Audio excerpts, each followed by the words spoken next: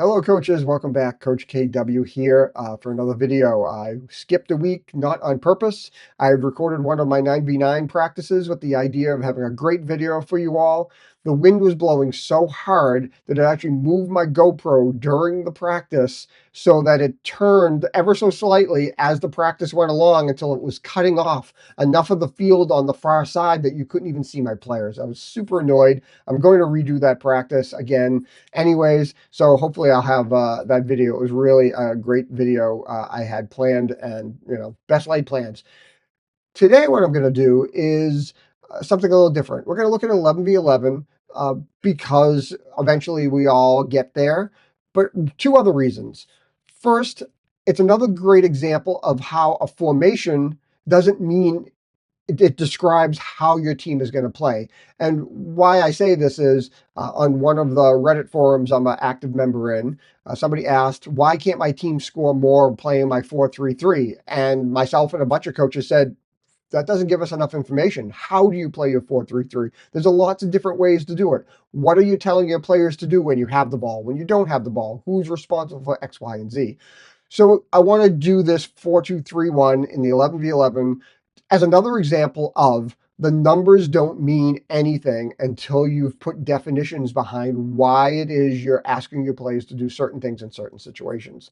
And lastly, I had made a video for 4231 as a private video for some viewers a while ago. So if you went to my channel and you were looking for that video, you can't find it unless you had the specific link, because I had made it for another organization. I had to kind of de-identify it, and so I just made it as a private video while I was in that process. And tonight's the night where I'm going to redo that. So let's take a look at this presentation. We'll talk about the 4-2-3-1. We'll talk about why I think it's a great formation for players moving out of 9v9 in your young ages in grade 7 and 8. And we'll also talk about how it is that when we look at a formation, it's really important to make definitions as to what it is you're doing in that formation, because the numbers don't tell the whole story, as I hope you've learned from watching other videos of mine. All right, let's go. Okay, so here we are at the beginning of the presentation. So we're talking about the 4-2-3-1. It's simplified general principles of play. It's a formation that we have my town use as we move into 11v11 for grade 7. Unfortunately, we don't get to keep our players in grade 8 because they go off to our high school. Although for our travel teams that play high school level in the spring, we do ask that we play this, and it's been super successful because, again, you're getting lots of different players from different teams thrown together. It makes it pretty straightforward. So let's take a look here. So here's the basic shape that we want to talk about here. We have a keeper. We've got two center backs, the 4 and the 5, two fullbacks, the 3 and the 2. We play with a midfield triangle. So there's where the 2, it's a pair of 6s. This is a double pivot, and you'll see that in a moment. We've got a line of 3 here with our midfield. We got our width coming from our 7 and 11 with a 10 in front and a 9. So pretty standard, straightforward. You would say, okay, great, kids, go play with this. But if you're just lining them up in 4 straight lines across the field, you're going to be ineffective because it doesn't give your players enough information to be successful.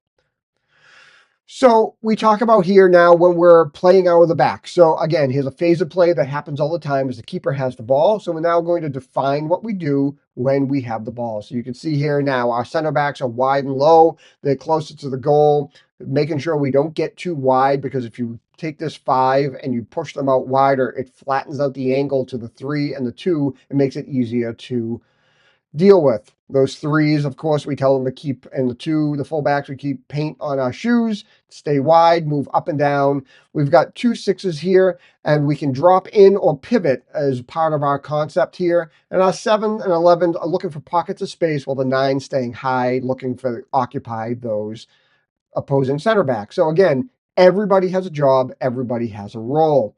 As you can see here, we talk about in the midfield, we can take that triangle and rotate it. So if 1-6 drops into a pocket of space, maybe 1-6 rolls out.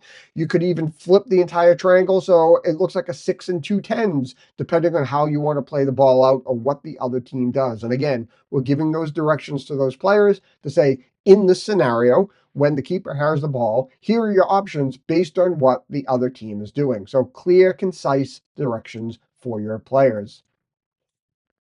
And you can see the rotation comes back on that slide.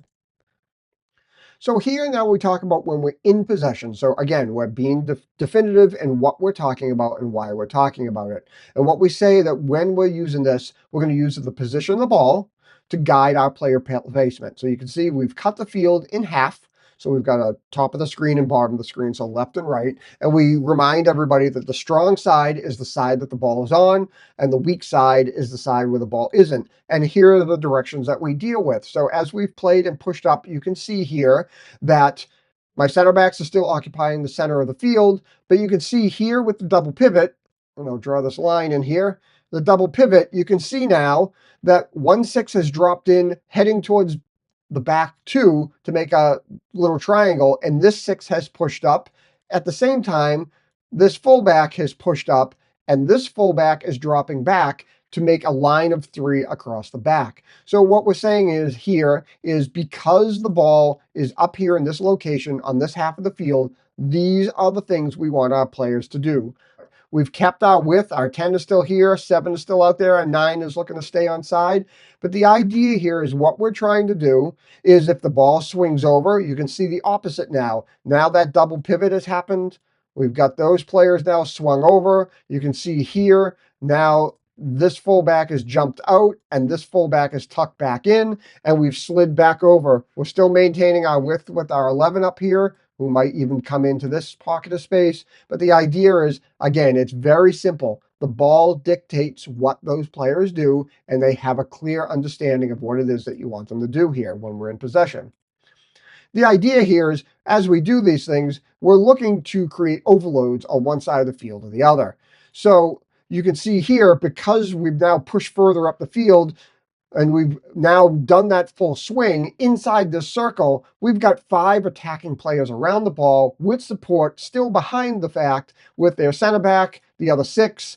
These players probably are going to swing over even a little bit more to take that cover and that player there. But again, we've got lots of players around the ball. And the idea here is in our early years of 11v11, our players don't have the ability to get into a track race, to run those 100 yards and launch 40 and 50-yard passes all the time.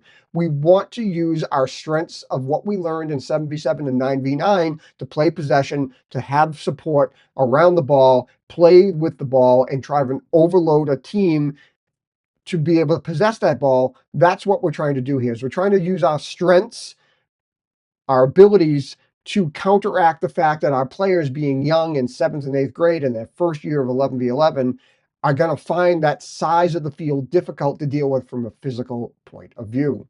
And you can see here, because we have players all around the ball, we can use these players to switch the point of attack, come around the center backs. Now you can see the ball is shifting across that center line, and so the pivot is starting to happen. And when that does, we now create overloads on the other side of the field.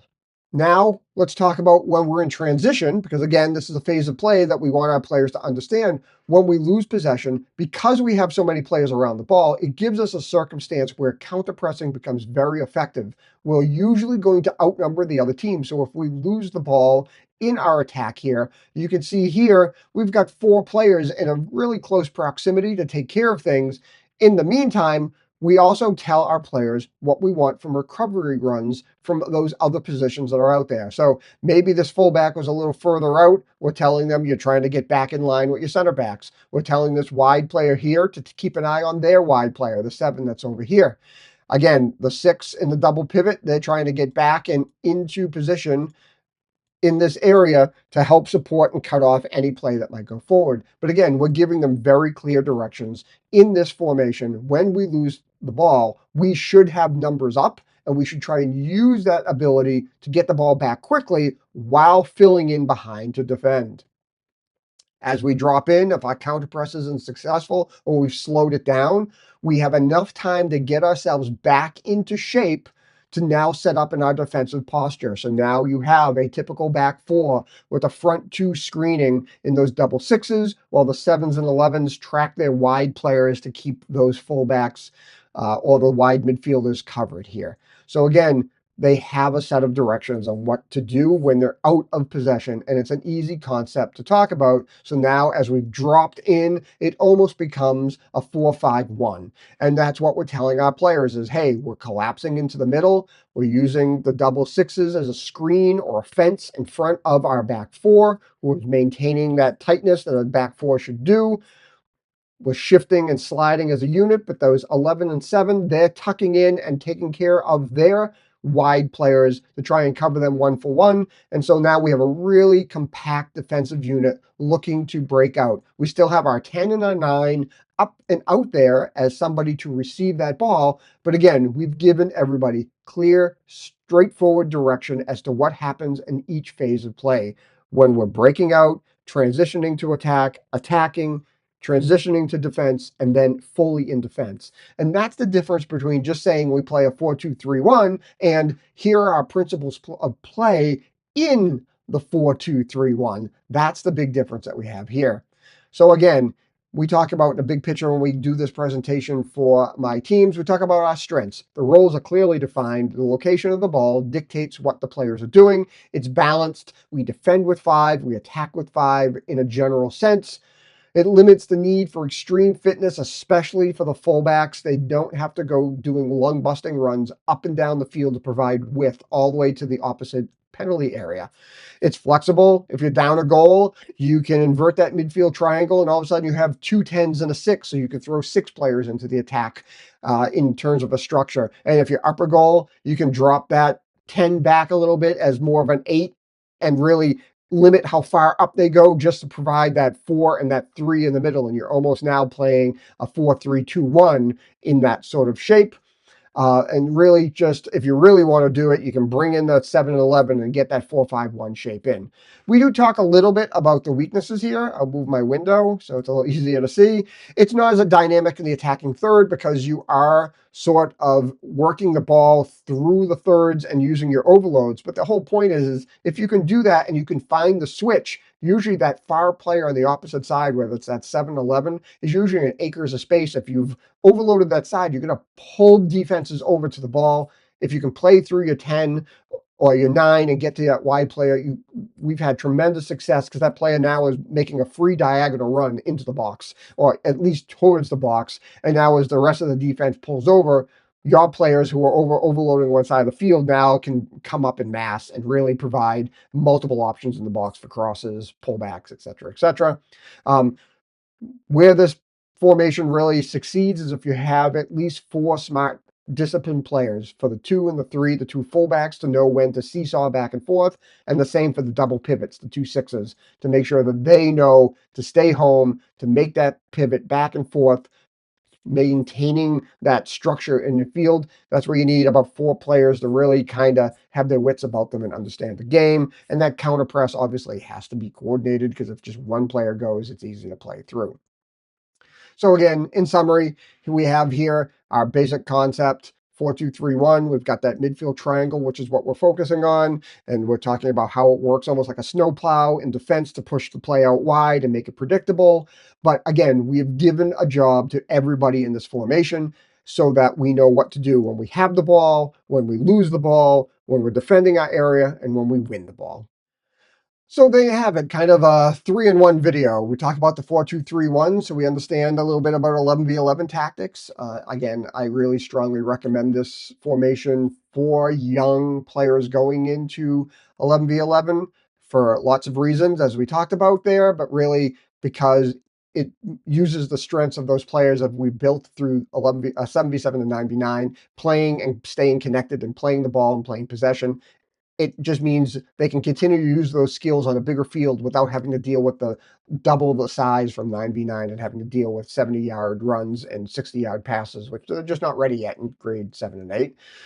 Also, I hope that you got a sense as to, again, another example of why it's important to not let the numbers dictate how you play. You can't just tell a team, hey, we're going to play a 4-3-3. We got 4 defenders. You got a left, a right, and a center midfielder, and a left and a right and a center attacker. that isn't enough information for your players to be successful, because as far as they know, they're just going to stand in a spot. They don't know what the relationships are in between players, when they should do when we lose the ball, win the ball, how they should work together. They just think, I'm on the left, I'm going to stay on the left. That's not really what you want them to do.